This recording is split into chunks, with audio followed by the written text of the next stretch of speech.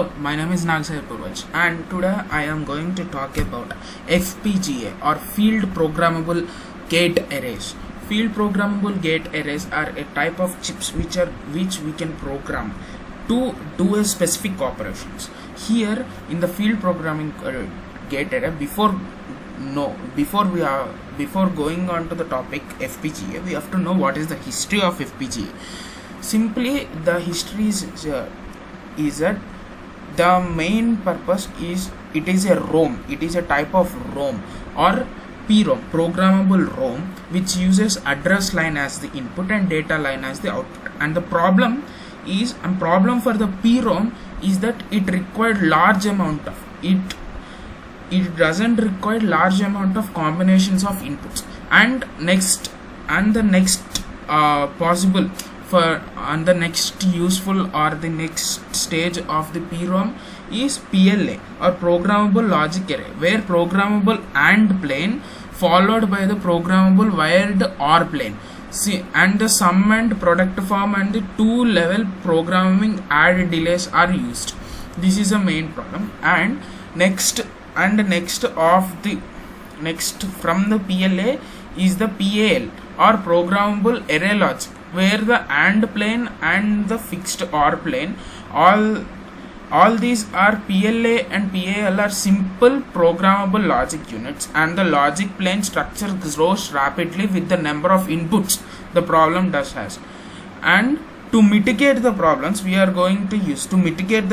which is produced by PLA and PAL, we are going to use complex programmable logic devices and SPDLs or SPDLs. Here the extending of high density increases. High density is difficult because the number of logic gates per unit is density is very high, so it is less flexible. So we can see the graph here.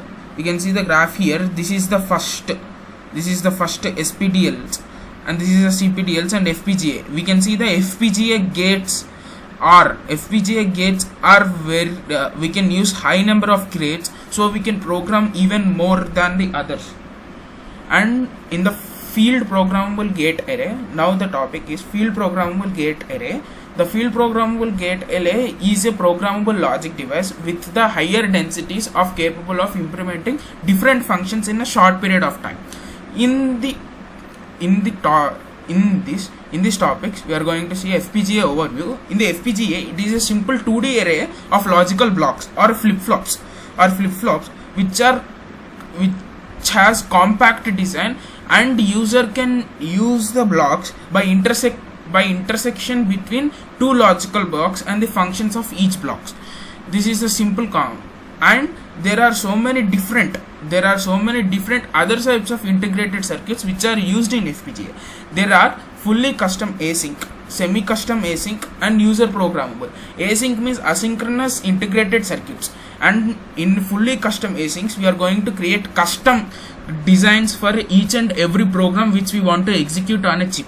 For the semi-custom async, we are going to use a type of memory or type of any other type of PLA or PEP or PAL to design the async. And the user programmable, in the user programmable, they are PLD and FPGA. PLD is the PAL and PPL, PAL and PAL, and FPGA. These are the different programmable devices. And we can see that async has low power, but we can see that async and FPGAs are equal. That low power of async has low power, high performance, and low cost, but the FPGA is the we can use directly off of the shelf, and low development cost in short period in the market, and we can reprogram the FPGA. We can even reprogram the FPGA. The FPGA, the manufacturing cycle of the async is very costly, but the FPGA are perfect for rapid prototyping and digital circuits, easy upgrade like in case of softwares, and reconfigurable computing. That is the main advantage of the FPGAs. And the FPGAs, the main purpose of the FPGA is utilizing the logic blocks. In the logic blocks, the implementation of combinational and sequential logic functions are used. In the logical blocks, there are different types, which are transistor pairs, NAND pairs, NAND and NOR pairs, and multiplexers and lookup tables, and wide fan-in and OR structures. In the logic block architecture, the number of Boolean functions a logical block can be implement, the number of gates, the transistor, the total normalized area is the number of inputs and outputs. According to the granular total number of two types of blocks, which is fine grained logic blocks and coarse grained logic blocks. In the fine grained logic blocks, we can see here that the transistors are interconnected, and the logical blocks is implemented using transistor pair tiles. We can see here different transistors are connected using pair tiles. This is how the fine grained logic blocks are used. And next, we can also for example, let us take this as an example. We can see that here the input NAND gate is used for building the basic block. 8 interconnected lines, and one of this is output. Next, fine grain. The fine grained advantage is that blocks are fully utilized. The disadvantages is that we need large number of wire segments. See, we can see here there are large number of wires which we have used. This is the fine grain. Next is the coarse grain. Coarse grain can be easily built by using lookup tables. And are most commonly used. Here the SRAM function. Here the SRAMs are used. SRAMs are used to increase to keep the value of lookup tables. Here we can see, if you want to implement in the same, here also we have implemented an AND block, but we can see that we have to use a lookup table. To implement the output. Here you can see the lookup table gives the output to a flip-flop and connect the output to the 0 or 1, which is used. But here the memory cells are required. That is a disadvantage. And the input for the logicals can be implemented in number of ways. That's why it is very useful to use the lookup tables rather than using the wide connections. Okay, the advantages are it is very simple to use, and NAND and NOR gates can have hundreds of inputs. The effects of granularity on the FPGA is that as the granularity increases, the blocks becomes less, and the functionality blocks takes more area. The area is normally measured in total number of bits needed to implement the design. So look, this is the example. Let us take this as the example. We can see this example. Here it is simple. We can see that there are number of blocks. As the number of blocks increases, as the number of granularity increases, as the number of blocks increases, the block area also increases. We can see here the number of blocks increases, the blocks area also increases. So that is the main problem of the granular noise.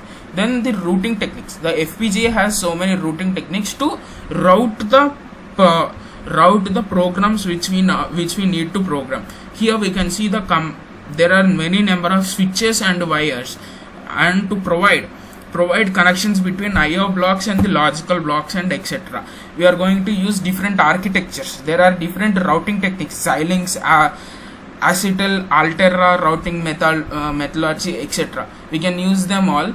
In the Xilinx routing architecture, it is going to use the same LTU method, but the transistors are connecting. The pass transistors are connecting to the output pins, and the multiplexers for the input pins. The wire segments used are directly interconnected. We can see this is the Xilinx architecture. We can see here it is directly connecting to the output rather than having the pass transistors and etc. And next is the asynchrotron routing method. In the asynchrotron routing method, more wire segments are used. The input and output tracks can be connected with the horizontal tracks, like we can see here, horizontal tracks rather than the vertical track. The more switches are required and more capacity load is applied to the acetal actor. And Altera, we can see same Altera is Altera also uses the same method as the acetal, but here we are going to have two level of hierarchy rather than one level of hierarchy. And the first level is the logic array block, and second level is the programmable interlock, the programmable methods.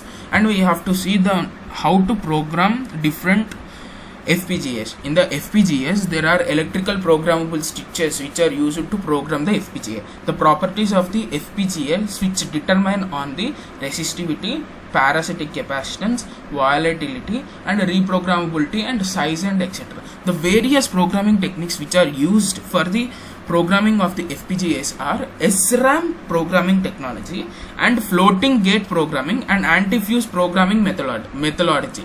We can see that FPGA programming technique we are going to use first method. We have seen that first method is SRAM pro technique, which uses static RAM signals to control the gates. It is very fast reprogrammability and standard integrated process. And the disadvantage is SRAM is volatile. Once we lose the power, the contents in the RAM cannot be used. So this is how SRAM are used. And next is the floating gate programming. We can see here, next is the floating gate programming. In the floating gate programming, here the used is in this above we are going to use SRAM. SRAM is volatile, so we are going to use EEPROM here. EEPROM is used for the same purpose as the SRAM, to switch the gates. And the advantages is that no external permanent memory is needed. We don't need any external permanent memory, but we have to have extra steps for the EEPROM to convert it into power. And the power loss due to the pull-up resistors and high on resistance. Next is the anti-fuse programmable methodology. In the anti-fuse methodology, we are going to use a two-terminal device with an unprogrammable state. By applying high voltage create a low resistance link, and thus switching each switch at a time. This is the different. So we are going to see some of the summaries. That is SRAM. If we use SRAM, it is volatile, yes. It is reprogrammable, yes. Area is very large. We are going to use SRAM, right? But the resistance is the resistance is 0.5, capacitance is 10 picofarads and 0, and the extra steps are 0. And for the CMOS, in the same way, for the EEPROM, it is volatile. No, we can reprogram it and small in array, but the resistance is very high. We can see that resistance is super high here. That is why we use the EEPROM, but we have to reduce the resistance. We have to reduce the resistance directly to the input. And why the FPGA is better than every other type of PLS, every other type of programmable gate array, programmable memories, programmable arrays? We can see that FPGA uses electrically programmable switches. Thus we can control each and every switch to have certain amount of projects. And the routing architectures are simple.